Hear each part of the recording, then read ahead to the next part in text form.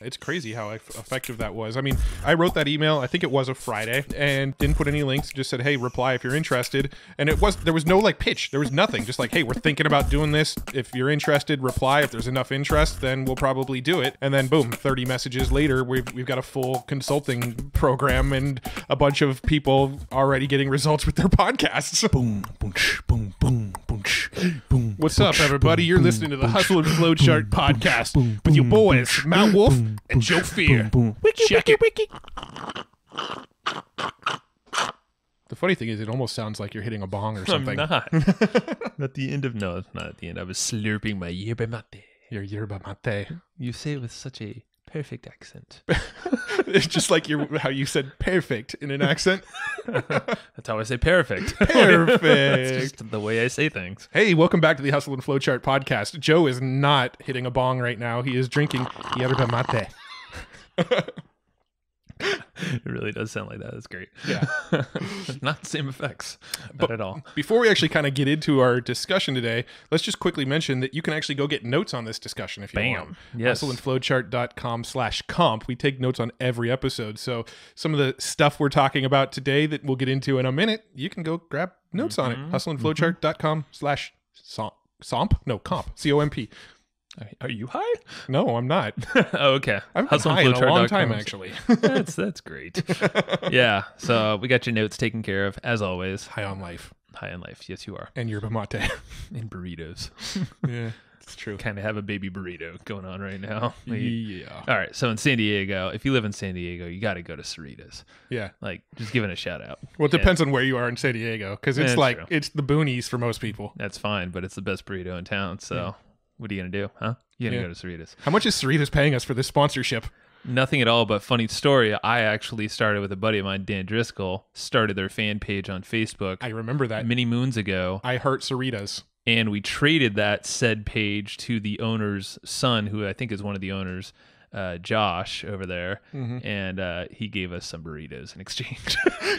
So you built out a whole fan page for him and then traded it for a burrito. It's some burritos. I don't know what that. You know what else? It's not like we did work. We literally in the day because we claimed it before them, and they're like, and then naturally, I think like 500 people just found it. It's not like we marketed the thing. Dude, we did that. We did that again for that that bar out in Vegas. Michael's Pub. It was Michael's a Chargers Pub in bar. Vegas. Yeah, it doesn't exist anymore. Yeah, we were in Vegas one year. I think it was around New Year's, and the Chargers were playing. So we were looking for a place to find the Charger game, and we actually found a bar that was like a dedicated Charger bar in the middle of Vegas.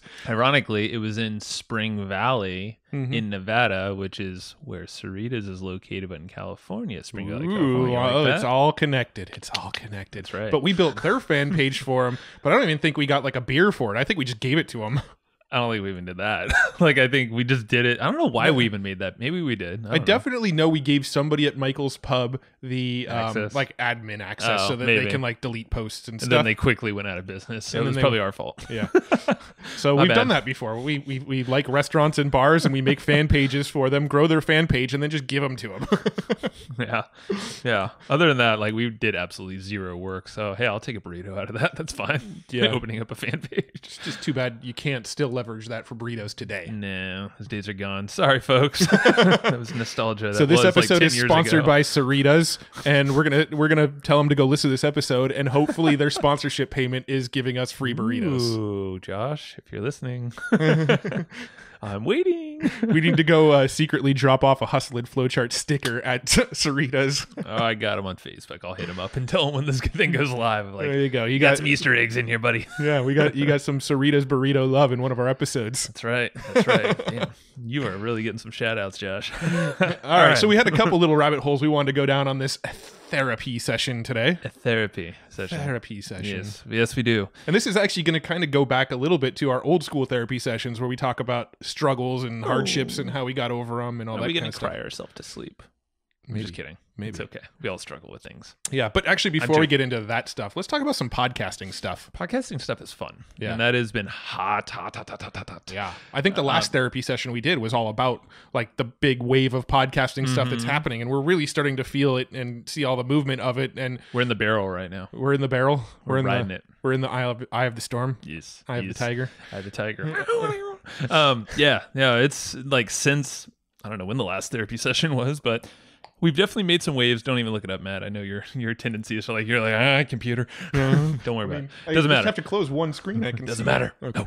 No. Yeah, we talked about that, and that was where I think that was like the time where we started getting a lot of folks reaching out to us actually, and we're like, you're doing some interesting things. And we spoke at War Room with digital marketer Roland Frazier invited us there. Appreciate that. And since then, I feel like we've just immersed ourselves even deeper in there in like the daily news of podcasting and how you can leverage that with your content strategy as a whole. And, monetize in creative ways for your brand, maybe retain your customers longer, subscribers and stuff. Yeah. So now, since then, this is like what happened with our traffic course. Yeah. Is people basically overwhelmingly stacked our, Facebook inboxes, email inboxes, support channels, and saying, we need help.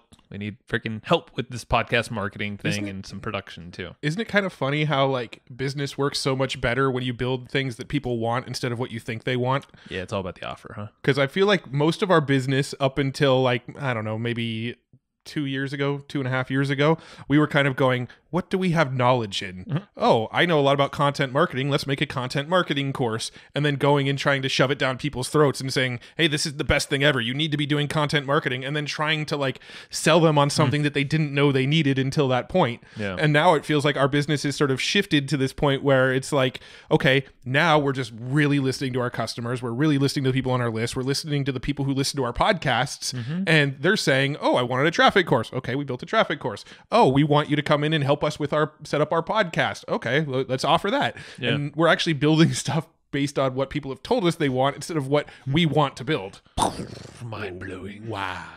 But it's true, because before I feel like everyone feels like they know what their customers need. Yeah. And they're not totally listening to what they're saying, or maybe they're not prompting. Maybe you're not prompting your customers to actually tell you, or your audience to tell you what they want. Mm-hmm. And it's actually what we did like the other week is like there was a dedicated email I think you sent on like a Friday. Yeah. And it was like, hey, so we've been hearing this a lot. And it was like, done for you. Like, would this help you to get started with your podcast, get you out of all that, stuff in the middle of the maintenance of your show and production? And so you could just focus on marketing and take some of our internal processes to do so. Mm-hmm. And no joke, there were like 30 emails that evening / next day, and it was like a Saturday. I was like, oh god, we're backlogged. This must be the right thing. We gotta figure something out here now. Oh yeah, we pretty like almost instantly loaded up like our consulting program. Like it just filled up. Yeah, and that's where it's like so there's a little swiper for you. Is like if you're looking for a new offer, or if you're looking for any type of offer to put out into the world, maybe you're not making money yet, maybe you just want to reinvent your offers, or just cater to a new audience, whatever it might be, throw an email out to your list. Mm-hmm. It doesn't have to be a fancy survey, literally just an email with no link that says reply to this email. Yeah, it's crazy how effective that was. I mean, when I wrote that email, I think it was a Friday. Mm-hmm. It was. And I didn't put any links, just said, hey, reply if you're interested. And there was no like pitch. There was nothing. Just like, hey, we're thinking about doing this. If you're interested, reply. If there's enough interest, then we'll probably do it. Right. And then boom, 30 messages later, we've got a full consulting program and a bunch of people already getting results with their podcasts. No, that's what's so rad about it, is that we've already filled almost the entire thing, and still there's people coming to us still, and we're like, but that's a good problem. And that was the intention, is like, if we do this, and we're only saying this experience because I feel like there's a lot you can kind of take from this as well, is, we're not trying to cater to everyone in the world. I think we put a max of like 10 for certain things, and then maybe 20 on more of the wider package, of our systems and processes. But it's like, to be very honest, we don't want to have 1 million customers, nor should we. Yeah. And, we like the very one-on-one kind of personal approach where we can personally see results. Yeah. And actually make sure we want to work with action takers. I mean, it feels so much better to see the impact you're making on a business than putting out a course, having hundreds of people buy it, and then maybe getting a handful of testimonials here and there. But like when we're working more one-on-one with people, we actually go in and see what the results they've gotten are, and then give them some tweaks and tell them, hey, try this. And we actually see all these results in real time, which we don't really get with our course offerings, which is why we've really started to phase out a lot of the courses, and really focus on the consulting. We actually have a little bit of a done for you offer. We're not offering that to many people at all, but we are actually managing a handful of people's podcasts for them. And then of course our subscription newsletter. And this sort of model has just really kind of been working out well. And if there's any big takeaways from this whole thing, I would say it's that shoot emails to your list and just ask them to reply. You don't have to send them somewhere all the time. Just email them and ask for, are you interested in this? If I put this out, would you want it? And that's a great way to just sort of validate something real quick. Totally. And then the other thing would be to there was another lesson that you just said here that was a good one. I'm so smart. Jeez. God, so much wisdom coming out. What was here. the thing that you just said? Like, there's a little I'm trying to remember what it was. You just said something there. It was like a little... Rewind the tape. Well, I was saying that you should listen to your customers. That's it. Oh, that was it? Yeah, just listen. Like, yeah, so those were the two big takeaways: is send email your list and ask for the reply and see kind of what interest you get to validate the product. And then when you are trying to come up with a product, don't go and try to make a product that you want to make and shove it down people's throats. Yes, base your products off the feedback and the interest that's come to you prior to making the product. So and to elongate what you were saying about the listen to your customer thing, is when folks reach out to us, we don't want to work with everyone, nor is everyone a good fit. So and that's cool. So to save everybody's time, we not only listen, but at the same time we ask them more questions before hopping on a call. Because it's something like this, it's me that's hopping on these calls mainly, is I want to hear what's going on. Like, what are the struggles, or what's their vision in where they see podcasting, or in your case might be something else, fitting into their business, their lives. And then from there, if you have a package in mind, cool. You should probably have a general offer in mind. But at the same time, just realize the offer could probably change, or the angle. And you're probably going to shine some lights on issues and questions that these folks have that you didn't even think about. And that's exactly what's happening now, which is really cool, is listening to these folks. A lot of folks, like the common thing from us, is we're seeing podcast is now more of a leading content strategy for a lot of brands out there. Yeah. They're seeing that as not a blog so much because it's similar. It's just more rich content and this is the beautiful thing, is like, if you think back in blog days, people were like, what's a blog? Yeah. And you're like, well, it's actually pretty damn important still, because guess what? Google indexes a lot of blogs. Yeah. So, and then now we have podcasts, and Google is indexing not only the show notes / the blog post page of that show or of that episode, but they're actually crawling and indexing podcasts now. It's true. So it's like, And so there's like this interesting wave right now, and I think it's happening. It's like percolating now into, marketing, I guess, as more of a content forward strategy. That newsflash, this is way easier than writing a blog post too. hey, and newsflash, podcasts can easily be turned into blog posts. Hell yeah, they can. Hence why that's part of our done for you package. Yeah. but yeah, no, and the point is, like, I'm not. This isn't me. This is me just asking questions of these folks on calls or in emails, and it's really interesting to hear that is now starting to become the thinking, and it's also a multi-channel approach. So the whole repurposing play, how this can turn into something on social media and video if you want it to be. It's just, it could be spun out in all, it could become a magazine, it could be a physical newsletter, courses, whatever. Yeah. So many things. And I mean, technology is moving to a place, we actually really covered this deep on our last therapy session, which was called something to the effect of like the massive podcast wave that's coming. I actually think that is the title, but You named it. I know. But we talked about some of the technology, but I actually just bought a new truck a couple weeks ago, and in it, it's got CarPlay, right, where you hook up your iPhone to it, and it basically like mirrors your iPhone right onto the display in the truck. So like right on my display on my truck, I've got a button for Spotify, I've got a button for Overcast where I listen to my podcasts, I've got a button for Apple Podcasts, right? So basically listening to a podcast in your car now, if you have one of the newer vehicles with Apple CarPlay, is just as easy as turning on the radio. Yeah. And so that's one thing. But the other thing we were just talking about when we were driving over to Sarita's, another shout out, when we were talking over to Sarita's, is the Alexa, right? Like every morning you said when you make your coffee, you go, hey, Alexa, what's my flash briefing or whatever? And you have some podcasts mixed in with some news sites, mixed in with some other stuff. And you can just like be in your kitchen making coffee or whatever and listen to a podcast really easy by just asking for it. That's it. Yeah. And that's exactly what I do. And I feel like that's how content is going to be consumed more and more in the future. I think with attention spans the way they are, more and more people are going to be like, just read it for me. Sure. Right? And why, I mean, think about attention spans. It's lacking. Yeah. It's tinier than a goldfish now for humans, and it's crazy. And that's where and stress goes through the roof too, because in their studies on this, we're just talking to Travis Ketchum on his podcast. Yeah. How it's like now they're seeing stress is going crazy in America. And I would wager to bet that's because people are trying to keep up with so much of this stuff, because you're just ultra connected now in all different platforms, on and offline, TV being some of them too. And people are just like, that's why you binge your Netflix, because you want to stay up. Or maybe your friend told you, and you're like, crap, I'm a season behind. So you just spend all freaking Saturday and Sunday doing that. And you're like, sweet. Was that necessary? No, you just lost 48 hours. Yeah. Do people really get stressed out about missing TV shows?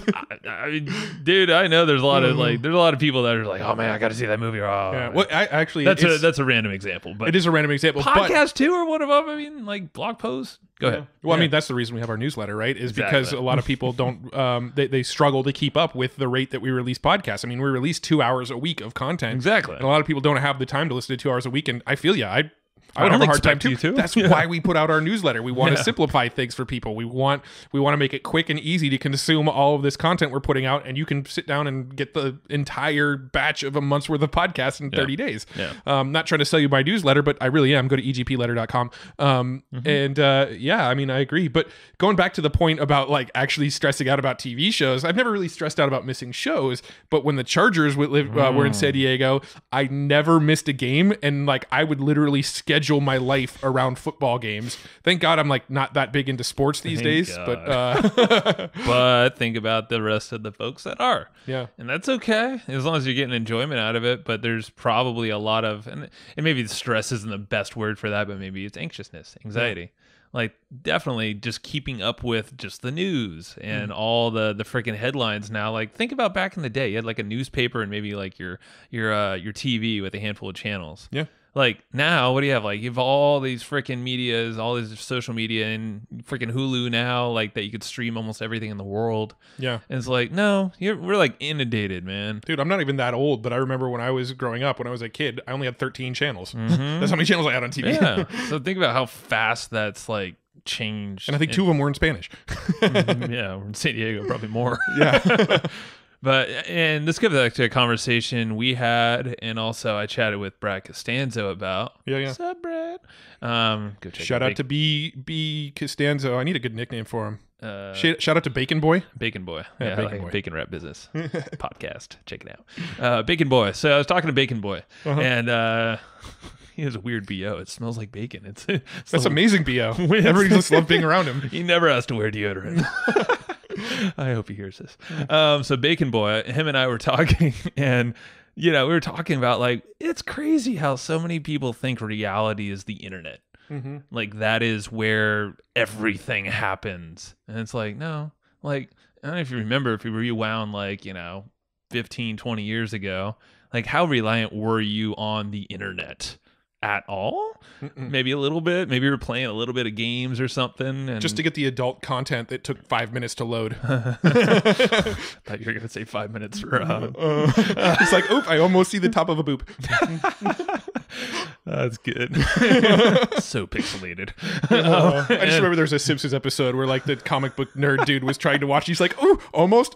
It was just like loading super slow and you couldn't actually see anything. That's awesome. Yeah. So like that was reality back then, maybe for some people. Yeah. But yeah, like think about like if you rewound far enough, not even that far, it's like, yeah, you probably used to talk to more people, read a lot less news, digest a lot less content, probably go outside more. Yeah. And think clearer and not feel like your to-do list is a million miles long. Yeah. Like that's where, luckily, circling back to podcasts, like podcast is cool because the freaking engagement rate's like 75 to 80% or more for like an hour-long episode. That's ridiculous. Yeah.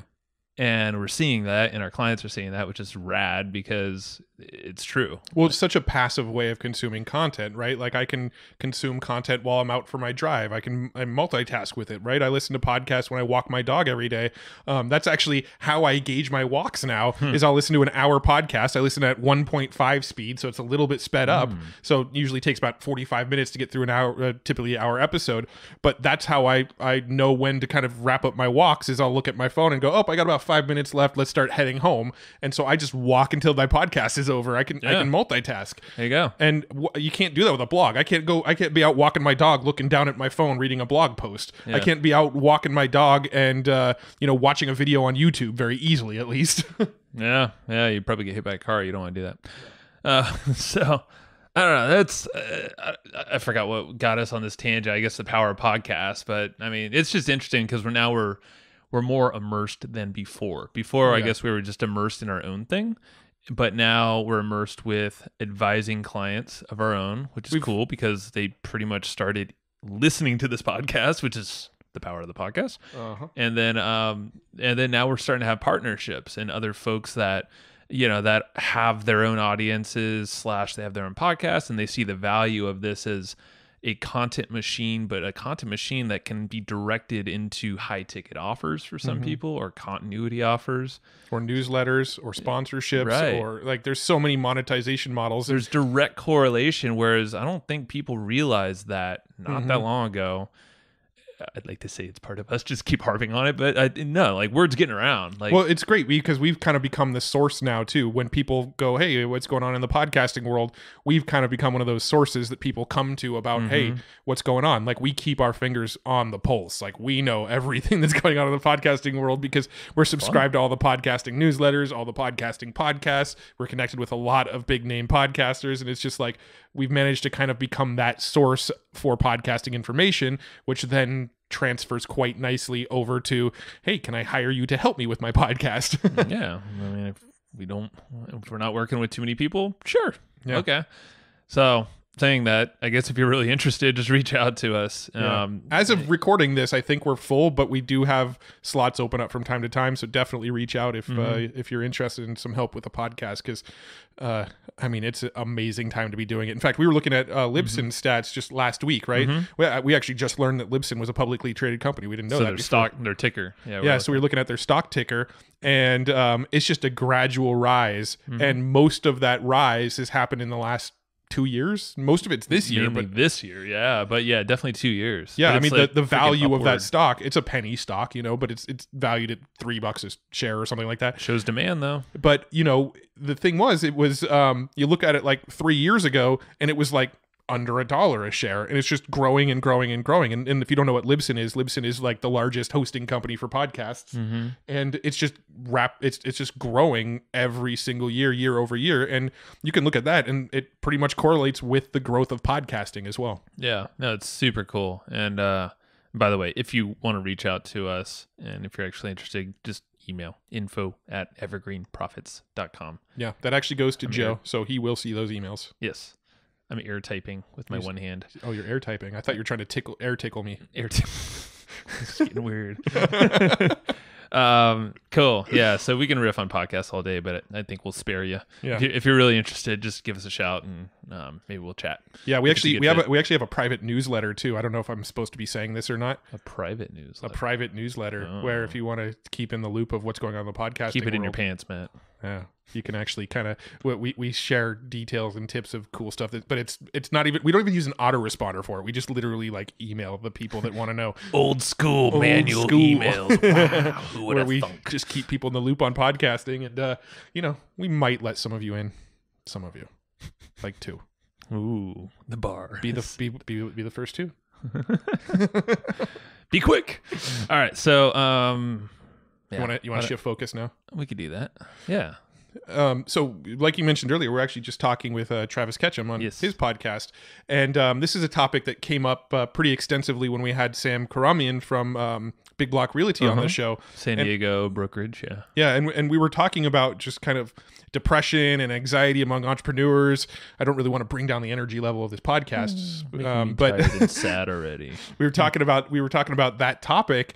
And, we shared some stats on that last episode, but it was something like 5% of the population suffers from depression, but something like 30% of entrepreneurs suffer from depression, right? And suicide rates among entrepreneurs is really high. And compared to others, yeah. Yeah. And what did he call it? Like,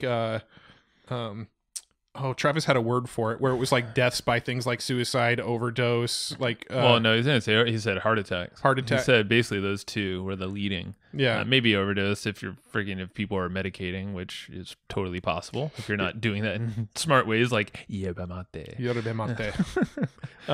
Yeah, but we were having that conversation with him, and it kind of led into talking about some of our daily rituals and some of the ways that we keep that at bay. So we thought that'd be kind of a cool topic to share with this audience. Yeah, and just to it was something that Travis said too is so in his podcast, it's really cool. I didn't actually realize this, but at the end of each of his episodes, he has this little section. He's talking about this stuff, which we've started to ask that of some folks that are on the podcast. You probably heard. And it's really cool because if there's this whole layer that a lot of folks aren't chatting about, and that's the layer that's not the Bentleys and the freaking Teslas and the whatever's houses on, mega mansions. Like, no, there's, and I know, and we know a lot of those folks who have gone through phases of, I got it all, bitches. But then on the inside, there's like, crickets. I'm dead inside. Yes. And it sucks because there's probably a lot more out there than you would ever know, because guess what marketers are really good at, and entrepreneurs? Masking themselves and fucking really like building themselves up to be the best, especially the ones that are front facing, the ones like we have a podcast, we've kind of put ourselves out there, we sort of backed out of we haven't tried to put ourselves in the spotlight, but having a podcast kind of casts a spotlight on us a little bit. And really a lot of this sort of sparked it didn't spark this, but I made a Facebook post maybe like, I don't know how long ago was that, like 9 months ago or something, where I talked about how I was at a networking event and Joe was there and Amish was there and a handful of our buddies were there. Dana and Nate. Dana and Nate and other people have been on the podcast in the past. They were all there, but I got super overwhelmed and I got super anxious and I actually collapsed. I fainted in the middle of a party. There was like 75 people there and I just collapsed in the middle of it. Dunk. Yeah, just fell on the floor. And trying to do sound effects for you, but I didn't have a good like dunk sound other than that. Yeah. Luckily, I don't think you actually dunked though. You actually fell gracefully, I think. Yeah, and I think I was holding like a glass or something too, and I managed to like as I fell like held it up and not like break it. It seems like you've had a lot of practice in college, good sir. Never spill the beer. But anyway, I wrote this blog post about this experience of like, man, I'm burning the candle from both ends. I'm working too hard. I'm stressing out over money too much. I've got the family and kids and just like all of this stuff kind of compounding was just building up the anxiety and building up this anxiety. And I made this big post and a lot of people said, oh, wow, it's so brave of you to post this and all this kind of stuff. But the interesting thing to me was I probably got 30 private messages. Like people didn't want to go on that thread and say, hey, I'm experiencing the same thing. I've been going through that too. Being an entrepreneur is really, really rough and depressing. A lot of that didn't come out in the comments. Everybody private messaged me, which just kind of went to show like everybody seems to be going, not everybody, but a lot of people are going through this, but nobody wants to share it publicly. That's the interesting thing is like you were brave enough to do that and be transparent. And you got the praises because other people are feeling the same. Yeah, but I was just blown away that so many people like in public sort of praised me for mentioning it, but then in private said I'm going through the same thing. And it was very interesting that they didn't want to publicly say that they were going through the same thing. And I think that sort of thing, that sort of, you know, posting that and seeing all the private messages made us want to go, fuck that. Let's start exposing this shit. Let's start talking about how it isn't always easy. It isn't always fun. It isn't all laptops on the beaches and driving McLarens. Why the hell would you put your laptop on the beach anyway? Yeah, like James Schramko has a quote that he like I see it pop on like Instagram every once in a while that said, "True success is going to the beach without your laptop." I know the stock images always make me want. I just want to punch those images, but then I would punch my laptop. If I'm at the beach, I don't want to be on my fucking laptop. I'm at the beach because I want to get away from work. I don't want any technology with me on the beach, let alone outside. Period. Yeah. Except for maybe podcast walks. But yeah, no, it's true. And that's where, like, I feel like we've never held back, but there are certain things that probably we second guess. But then it's like, if you post those things, then more often than not, you know, all the comments are typically going to be supportive, and they're going to be like, yeah, me too. Yeah, me too. Yeah, me too. Even though if they might be in PMs, it just shows you that we're all dealing with the same shit. Yeah. We're all in our heads. Yep. And don't take things so seriously. And we all got each other to support each other as well. You're not alone. Yeah. And then, you know, honestly, after I made that post and got all those messages, I can't say like I immediately made changes to my lifestyle and my working habits and things like that. It didn't happen immediately. I would say there was probably another couple months after that where I just kind of continued to put my head down and grind it out and work hard and work late and just, you know, continue to bust my ass. I backed off on the networking stuff a little bit. I kind of backed off on putting myself in environments where I'm around a lot of people and I was getting socially anxious. But other than that, I didn't really change many lifestyle elements. It wasn't only until, you know, maybe a month ago that I really made some changes. And, you know, for the most part, I hate to say I cured myself of anxiety, but I would say pretty close to it. Like, I do not feel anxiety much anymore at all. So what, I mean, I already know this, but for the folks listening, what, and I think we should both exchange like of what we're doing, but let's start with you. What are the big changes that you've done? So, I mean, really, it's just kind of daily routine stuff. Before I had a nightly routine, I've kind of talked about it on the podcast a lot, where I would go and walk my dog and I'd go for a couple miles and listen to a podcast and then come home and relax before going to bed, right? So that hasn't changed, right? That hasn't changed. My nightly routine is still pretty much the same, but I added a morning routine, which I never really had before other than making a coffee. Like, so would you like literally was it like wake up? I know you don't even like you never shower, so it wasn't. No, I don't shower anymore. No, I actually do quite a bit of things before I shower now, though. There you go. Okay, well, let's talk about the now. We don't need to get into those weird details. Yeah, you don't want to know about the shower part. Actually, you're going to talk about your shower part. I mean, to be very honest, I fucking love my showers, and I think they're the most meditative time ever. I know. That's what I was going to say. When we flip roles, and you start talking, the shower's a bigger part for you. For but you know, for me, my morning routine is I actually this is gonna be the woo woo in me. I don't really talk about woo woo stuff very often. It's not woo woo, bro. It's real. But you know, we say woo woo lovingly. Yes. So for me, I actually wake up and the first thing I do is if I had a dream last night, I write down in my journal what that dream was. And lately, I've been pretty clear headed. I've backed off on the drinking a lot. I've backed off on the marijuana a lot. I've backed off on the yerba mate is my new vice, actually, to be quite honest. No more bong slurping. It's this now. It's yerba mate is one of my. It's like I replaced like weed and alcohol with yerba mate. But cool. It's a plant. It's healthy. As a result, I've actually had much more like vivid dreams. I've been really having like I can't remember the last time I had a dream, and in the last 2 weeks, I can't remember the last time I didn't have a dream. It's just like every single night I have these really vivid dreams. So every morning I wake up and I just write down everything I can remember from the dreams. That's the very first thing I do because I don't want to lose it. I was partying with Elton John in the desert last night. Were you? And a dust storm was coming, and then like that's the thing. Same thing with me. Like for some reason, because I backed off on the marijuana. Yeah. Got idea sound effects, but and now the dreams are popping. Yeah. Last night I went and saw a movie with Alana, my wife, and Tig Notaro, who is a stand-up comedian. Oh, see, there you go. Yeah. Cool. Just, All right, carry on. Yeah. Anyway, so it's in my dream journal. So I wake up every morning and I journal first thing. I go and I make my yerba mate. The accent's getting better and better. Yes. I go and make myself some yerba mate, and That then it's usually pretty hot when I make it, so I let it sit for a few minutes. And in the time that it's sitting, I usually do a meditation. I actually meditate for between 20 and 30 minutes every single morning. I've been using the Brainwave app lately. Great app. We mentioned that app back on probably like episode 1 or 2, actually. Yeah. Yeah. I've been using that sucker freaking all the time. Yeah. That hasn't gotten old at all. Basically, it pumps theta waves. Is it theta? It's all sorts of waves. I think the meditation one is specifically theta waves, I think. Yeah, I don't know. The thing explains it. They're just binaural beats. Yeah, so binaural beats, and there's like a thing in there that kind of sounds like a woo in the background, and it's like you could change the background sounds, and you can even layer in your own music and then layer it with brainwaves if you want. It's pretty cool. I do a meditation every morning. I usually do about 20 to 30 minutes. It feels more like 5 or 10. It's kind of gotten to the point where they're pretty quick now. And then after the meditation's over, I grab my journal again, and anything that popped up for me during the meditation or immediately after the meditation, I journal on. And I just write my journal for 5 or 10 minutes. I actually usually, after my meditation, I don't even think I told you this, I usually do some yoga stretches immediately after.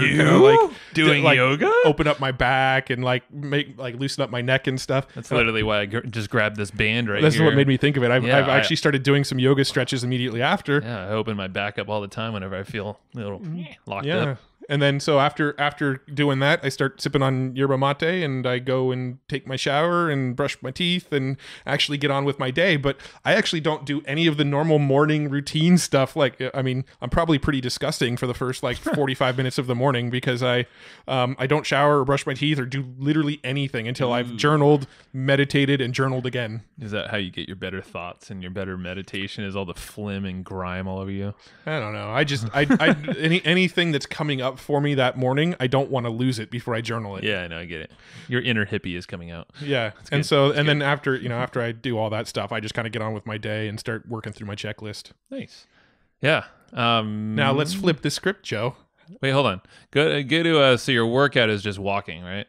But you want for to right do now, more? but yeah, I've been working on clearing out a spot in my garage. I've got gym equipment. It's just tucked away in my shed right now, so I'm actually clearing out a spot in my garage to get more into actual resistance training. You're more than welcome to my garage gym. Yeah, you've said that.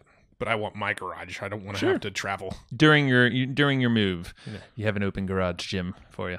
All right, yeah. So me, it's interesting.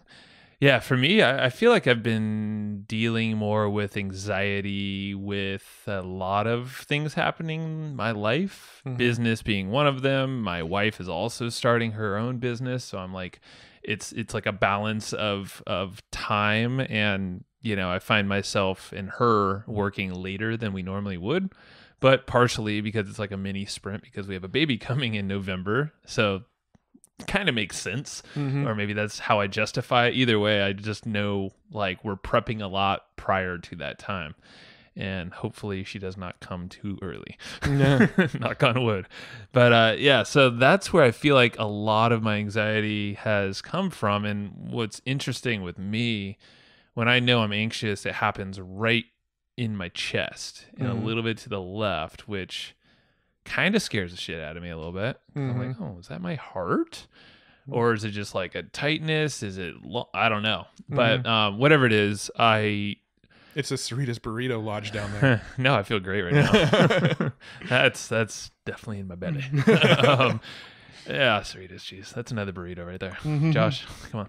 Just gonna rack up that gift card.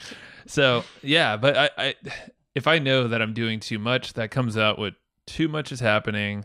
Oh, I don't feel like I have the maybe I just don't have the money that I feel like I should at that specific time, and or to maybe I don't know, invest in this thing here, or to whatever it might be. There's a million freaking things, but personally, I will take that on my personal, on my body, and feel like my chest tightens up a little bit. And that's kind of like an indication. It is an indication to me that slow it down.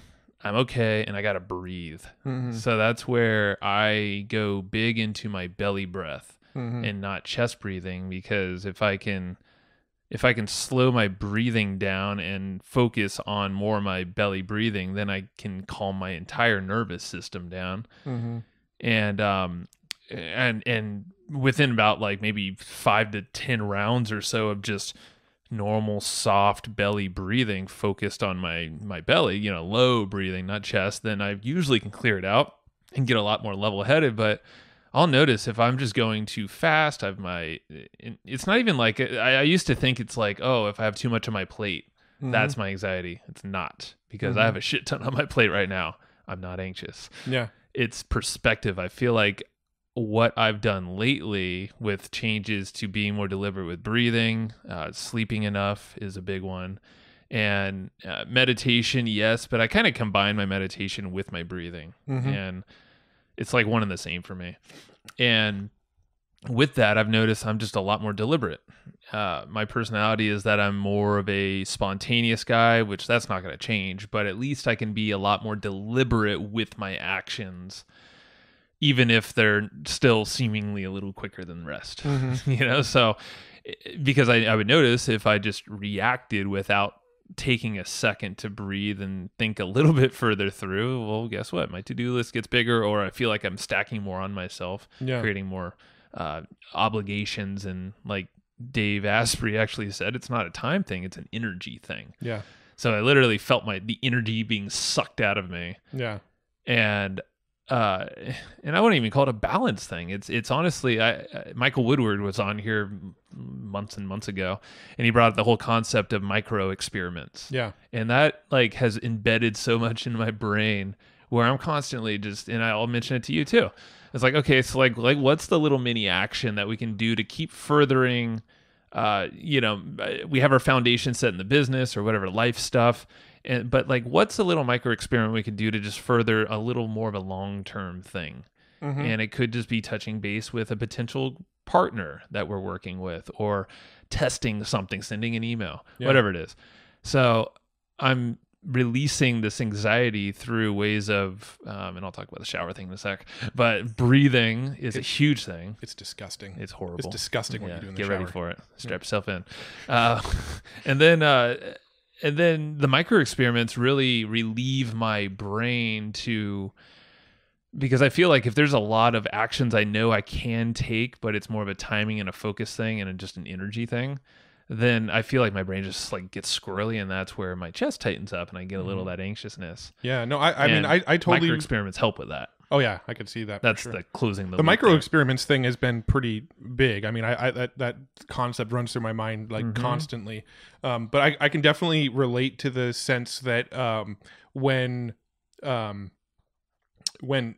feeling like, when I was feeling anxious a lot, I used to think it was because I had too much stuff stacked on my plate. Right. That was sort of my first thought, is like, I'm anxious because there's too many things. But just sort of through the process of meditation and relaxing my mind and stuff, I actually realized that it's not too many things on my plate. I can actually handle a pretty large workload. Oh, yeah. But what I get anxiety around is when I don't know the next step. If I have a lot of things on my plate and I'm like, well, on this project, I don't know what I've done step 1, but I don't know what step 2 is. That's what gave me anxiety. I gotcha. And so I can really relate to that. Yeah, that's good. Yeah, and that's where we all have our own perspective to it. And I feel like, if I just got too much on my plate, you're kind of not seeing the full picture. Yeah. That's like the tip of the iceberg. And like, there's so much more happening beneath you or under that. And it's a personality thing mixed in with how you're approaching with your energy, like how you're using your energy and directing your time and energy or focus. And so that's cool. Yeah, because I think like we might approach it differently, but it's the same thing. That's a cause of anxiety. Yeah. Well, I mean, with too much stuff on our plate now, I think we've gotten really good at saying, well, there's too much on my plate.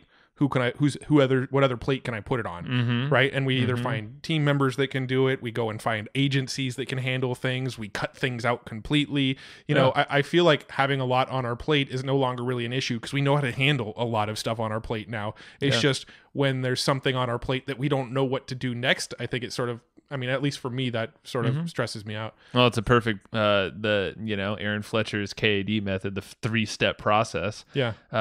Go check out, it's like episode 4 or something of this show. It's freaking timeless. And I saw he just shared that episode with us on our show just recently to his community. Yeah. And I'm like, yeah, this thing freaking works. So yeah, exactly what you just said is what Aaron talks about. So for sure. So let's talk about your morning showers. The morning, yeah, I mean, I feel like that's my, so I have like a bench in the shower so I can actually sit down. Yeah, the type that like 70-year-olds do who break their hip. Well, that's kind of who made my house. Oh, okay. Built the house. Well, it wasn't 70 at the time. It was built in the 70s though. But yeah, it's just it's an interesting shower, but either way, it's just got a bench. Whatever. That's all that matters. And the fact that I just freaking crank up the heat on that bad boy. And that's just my meditation time. And then what I do is the breath work. And, I start with my belly breathing, but then what I try to do is deliberately work my way up through like 4 breathing sequences where it goes through all of my chakras. But it really focuses on like my heart first on the first breath. Can you say chakra again? Chakra. Oh, thank you. How are you supposed to say it? and so it's like heart and then the throat sorry, not throat. Heart, third eye, just somewhere in my brain basically, because I feel like I get a lot of tension in my chest. Cool, focus there. Then I got my head, and then there's and this is like the crown chakras on the top, and then it's kind of just everything above. And we got that from some of our but woo-woo buddies, I guess, if we want to do air quotes on that. I've kind of just been applying that breathing sequence and sitting in the shower and doing that, and it's a kind of like a shortened version of Wim Hof breathing, but without the aggressive, like, if you're not knowing what Wim Hof is, check it out. Matt's about to make some sounds. Dude, put it away. You can piss after we're done talking. Gross. No, that was me pouring more yerba mate. Oh, you're spilling all over yourself. And then you pissed yourself. All right. Yeah. So distraction. So Matt just pisses on himself while I meditate in the shower. And yeah, accurate. Yeah. So yeah, I mean, it's a derivative of that. So after I do that breathing sequence, I do it a few times, and I will have like my body will be vibrating with energy. It's crazy. Like I'll feel my fingers and hands kind of vibrating, my face, feet. And I know you said you're not a fan of that feeling. No, I'm not at all. I love it, man. Like it's crazy because like if you do Wim Hof, you can feel this exponentially. Yeah, it's a lot more aggressive there, but it's I don't know what it is exactly. I know it's like energy. It's your blood, whatever it might be, oxygen going through your veins, whatever it is. I feel like it's a release of a lot of energy for myself. Yeah, so I always focus on that. So when you're in the shower Wimming Hof, you have a nice release. Yes, but I'm not Wimming Hof. Oh, but yeah, no. You good? Yeah. So I mean, that's kind of my thing with that, and I don't know. I've been approaching that daily, and I feel like I get all my best thoughts from there. So I will journal thoughts after the fact. Yeah, shower thoughts. And there's actually a Reddit I follow. It's really? Like, shower thoughts. Nice. And it's cool. It's random stuff. It's not like business, but guaranteed other people are feeling the same. Yeah. And that's where I feel like I can just release a lot of that stuff. And I mean, there's a whole bunch of stuff I've been doing, like working out more consistently, eating better. Yeah. Same thing. No alcohol, or very lack of alcohol and marijuana. Very deliberate. Like all that stuff. I feel like I'm just trying to slow my actions down and and not just blindly doing things. Yeah. That's where I felt like I was beforehand. Yeah. I mean, obviously slightly different things, but we've kind of both come to the same conclusions. For me, when it came to like alcohol, I'm not cutting it off for good. But I don't like the way it makes me feel anymore. Like when I do sip on alcohol these days, I kind of almost end up regretting it later, just feeling like, man, I just don't like the way I feel. Yeah. When it comes to marijuana, it's like like you said, very, very deliberate. I now see it as a medicine and not as a good time, right? Like, I mean, it can be a good time, Sure. but I see it as a medicine. Like when I get a headache, I might still go and, take, I actually take it in pill form now. I might go take a pill and that helps with migraines amazingly. Sure. I've had times where I've had insomnia and I couldn't fall asleep. I'd take one of my pills and it would knock me out. So, I mean, I feel like there's use for it, but I'm seeing it more as a medicine as opposed to a escapism tactic, an escape tactic. Yeah, see, that's the thing. It was used as a medicine before, and look at even alcohol. I believe probably was too. Maybe that was like more. Well, actually, the original currency. reason alcohol came to favor was because of the Black Plague, and they found out that when they drank alcohol and boiled the water, then it kept them alive. Didn't kill them. Yeah. So, there were health benefits. Yep. There we go. So, yes, if you're ever worried about getting the Black Plague, start drinking more beer. There you go. It's one option for you. But if you want to see a good documentary about that, How Beer Saved the World. That's right. That's a good one. Yeah. But it's interesting. I mean, like after really, I don't know. It's just like both of us kind of we've chatted about this and we feel like we've just become more deliberate and mindful of what we're doing with, what we're putting in our bodies and our actions. I feel like that then reverberates into all these other things in life. Like, I'm not really craving the ice cream I thought my nightly routine was. Yeah. And like, then I get my sugar headache in the morning or I can't sleep at night. Like they all have these effects, these like trickle effects. Yeah. That affect us and how we perform. And I honestly feel like I'm more freaking on now. Yeah. No, when it comes to sugar, I used to have like every night before bed, the last like hour before bed, I'd sit around, watch TV and eat like Ben and Jerry's, or we'd go get frozen yogurt or something. Yeah. And it was pretty consistent. Like once or twice a week, we'd do that. And for whatever reason, over the last like several weeks, I've had pretty much zero cravings for sugar. I've had almost no sugar in like weeks. I mean, I'm not going to lie. I do definitely dip in ice cream, but what I've been doing there is putting them in coffee cups that are standing up in my kitchen and stopping myself after like 3 scoops. Yeah. And I use a tiny spoon. I'm not trying to restrict myself. I don't think I will ever diet again in my life. I don't think I'll ever be on a quote unquote diet. I just have not had the desire for it. It's like once you've cut it out for long enough, you just stop caring. Yeah. And then there's like cool things like yerba mate, like it's an appetite suppressor / it tastes good. And if you wanted to throw some honey in there, sweet. Yeah. Do whatever you got to do. But it's like, I don't know. I just always have water by my side, and you do too. Because I mean, back in the day, you had a hydration thing even. Yeah, remember? No, I was in the hospital with kidney issues because I was underhydrated. Yeah. And I remember that. That was years and years ago, but that got you on the water train. Yeah, I thought I was going to lose a kidney at the time. Totally. And I remember visiting you in the hospital. I was like, motherfucker, is my business partner about to die? Yeah. I'm like, shit. It's gnarly. I know. And you were in there for like a couple days, I think. So I saw your kidney stone, and that shit scared the hell out of me. My kidney stone? I thought, well, you had one of those one time. Oh, that was years and years prior to that. Yeah. Maybe. Oh, yeah, different times. But still, that scared the hell out of me, too. Yeah. But I think that was a hydration thing, right? Maybe. No, I don't remember. The doctor explained, like, certain things make you higher propensity to have it, but whatever. I don't remember exactly. Either way, like, it's interesting how these, like, things will trigger actions. Yeah. And sometimes they're delayed, sometimes they're not. Like, for me, I really felt like my trigger to make changes was this anxiety, this thing in my chest I felt, and I'm like, fuck. Like, I don't know what it is, but I really feel like I got to focus on chilling myself out, and inherently all these like things kind of unravel. I'm like, yeah, I don't really need that. Don't need that. I still have a fridge stock full of beer right now. So it's like really good beer, and I know you too. Yep. I haven't touched it for like over a week. Yeah. I mean, definitely will crack one, but I'm always going to be with like family.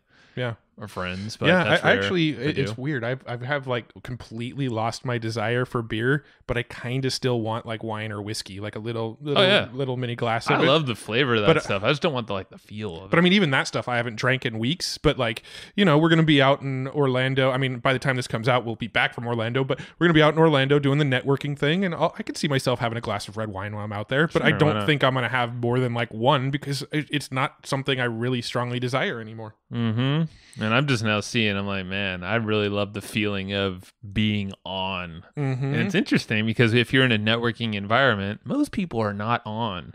Yeah. Because alcohol is It turns you off. Yeah, it makes it kind of dumb. Yeah. Or it can. It's definitely the tipping point, and a lot of folks, when you're in that environment, they're like away from their families, and they're like, "Woo, Yeah. let's get fun." No, man. Like, yeah, we used to do that for sure. Yeah, When I we think we first used started. to use conferences as a little bit of escape from like our real life. Totally. And now, like we were just talking about it yesterday, we're booking this trip to Orlando, and we're like, how do we get out there and get back with like minimal time possible in this thing? It's true. Like for us, it's purely business now. Yeah, and it's still fun, but yeah, I want that feeling of being on, man, and high on life. It's like just, it's such a like. Cutting all that stuff out has just made me so much more clear all of the time. The anxiety hasn't come back at all for me. And so there's this like slight tinge of fear in me of like, maybe all my anxiety issues were because of alcohol. And if I start drinking it again, they'll come back. Or maybe all of this anxiety was because I was smoking weed to escape in the evenings. And if I start doing that again, it's going to come back. Or maybe it was because I was eating a lot of sugar. And if I start doing that, so there's like this little bit of like, I feel so good lately, I don't want to fuck that up. Yeah, that's fine. You know? So, yeah, it's interesting. So it's, I don't know. I'd be curious to hear what you guys think. You know, you're listening, write us in. If you're feeling like you're the same, or if you've experienced something similar, or if you want some tips, you know, if you want more content on this or more episodes, like, or even guests to talk more about this kind of stuff, or specific guests. Because like, here's the cool thing is like, we are now very connected with folks in so many industries and so many, there's doctors, there's like we reached out to Wim Hof's team. We have a connection to him specifically, and he looked at us and their team, they didn't feel like it was a right fit. Not going to call you out, but at the same time, it was a marketing kind of appearance, which I totally get.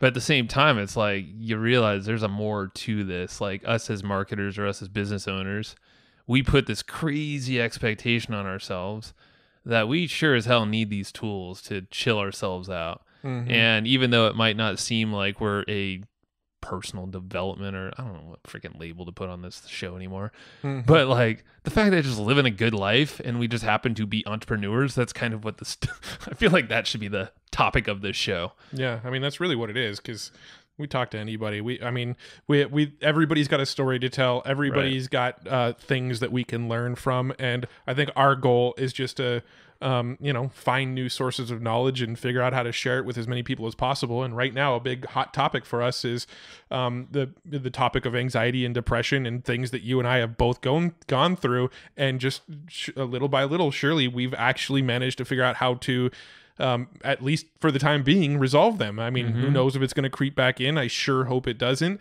But I think if we continue our practices, if we continue our daily rituals, and we just kind of stay consistent with it, I don't see any reason why the way we feel now should change. Yeah. So be curious to hear your thoughts. And because I know you're not alone. We're not alone. The more that people we bring this up, the more people are like, "Oh yeah, yep." We're gonna open it up a lot more on this show, and probably talk to more people about this topic. And I do think it's something that's underserved in our market. I think there is so much. I was actually listening to a great episode.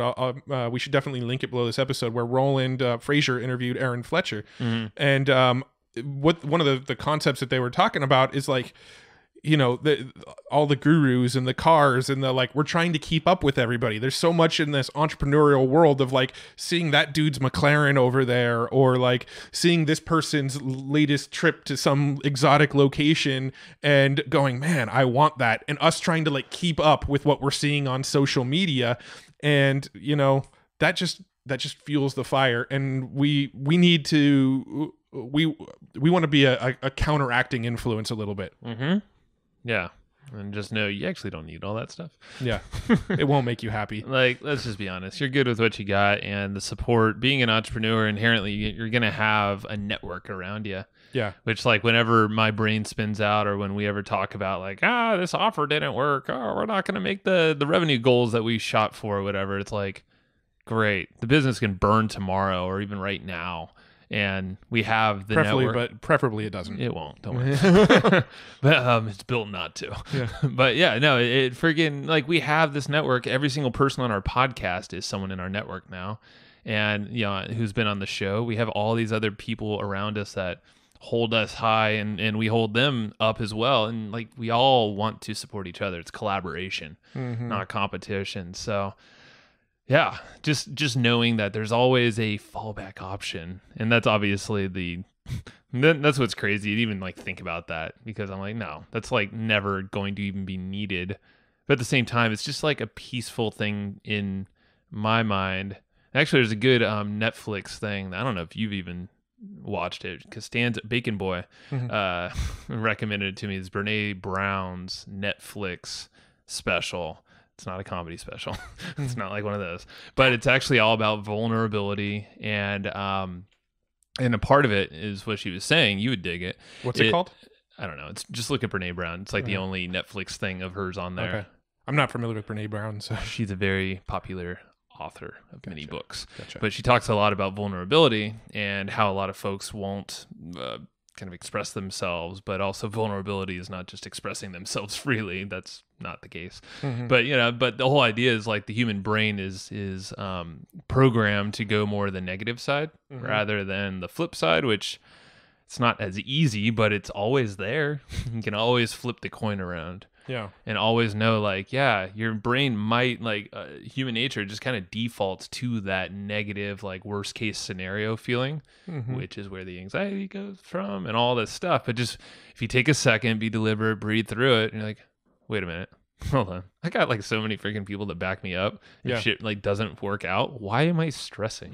Yeah. I mean, that's something we were actually talking about with Travis not too long ago was, everything's good. Right. Like whenever I was getting anxious or depressed or thinking like, oh man, everything's falling apart, I had to step back and look at where I am right now. Right. A lot of times we compare ourselves to others as opposed to comparing ourselves to our past selves. Right. And, where I am right now is I live in San Diego. I've got an amazing house. I've got a wife that I love. I've got 2 kids that are healthy and happy. I've got a great business partner. I mean, I got a pretty good business partner. Way to screw up what you just said. It was going a good direction. But you know what I mean? Like everything is fine. Agree. Don't worry.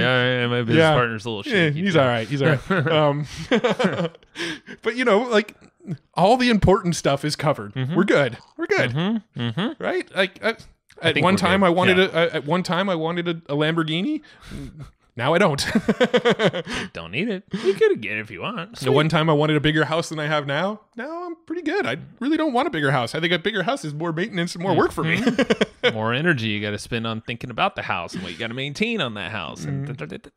Yeah. So I mean, just like looking at where we are now compared to where we were 15 years ago. Sure. Like where were you 15 years ago?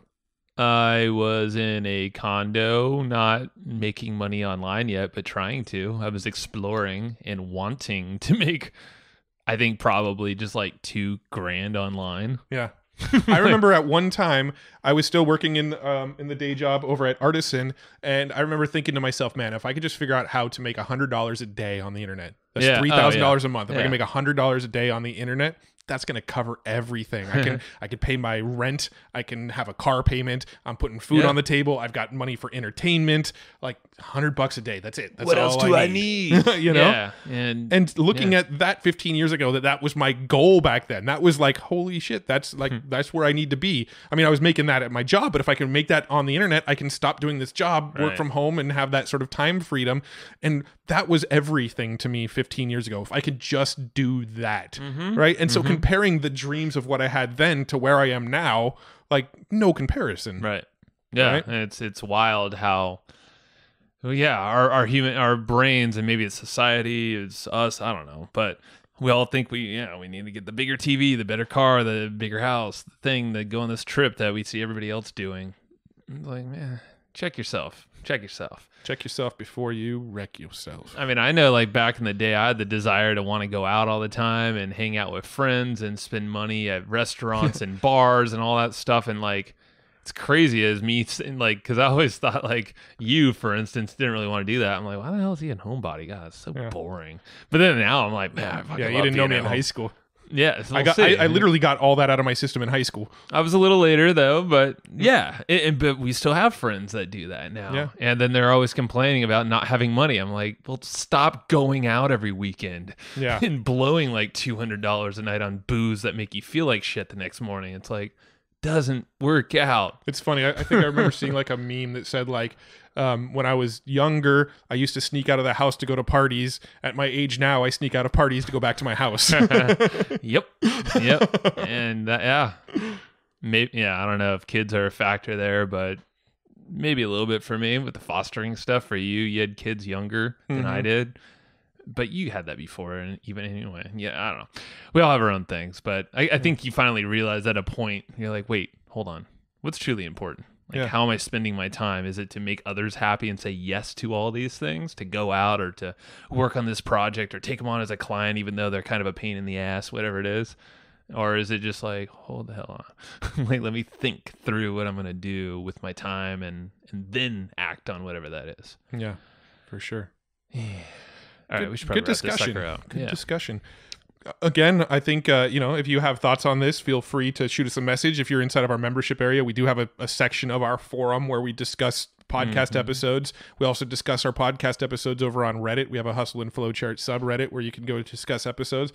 We'd love to hear your thoughts. Just kind of pick your preferred platform and come chat with us. And also, again, just kind of circling back to how we started off this episode, if you're interested in like podcast consulting, as of this recording, we're full, but we do open up slots, and we do have occasionally there's some stuff that opens up. So shoot us a message if you want help with podcasting, and we'll see if there's something we can help you with in that realm. If not, we can definitely point you in the right direction. For sure. Thanks for supporting us, and thanks for supporting our show. Yeah. Get them notes too. hustleandflowchart.com/comp. I don't know what the notes are going to look like with this. It'll be interesting. Yeah. But they'll be good. So go get them. They're free for a quick amount of time. Yes. Thank you. And give us a shout. Give us a shout. Bye now. Peace out. That rhymed. Thanks, everybody, for listening to this episode of the Hustle and Flowchart podcast. Before taking the time to listen, we want to give you something a little bit special. Every single episode that we do, we actually have somebody on our team take notes. We basically have a Cliff's Notes version of every episode where you can go and find all of the tips and tactics that they laid out, all of the resources that they laid out, all the good stuff from this episode. We actually have a nice simple notes version that you can find on our website. So go to evergreenprofits.com, find this episode that you just listened to, and give us your email address, and we'll send you the notes. Thanks for listening.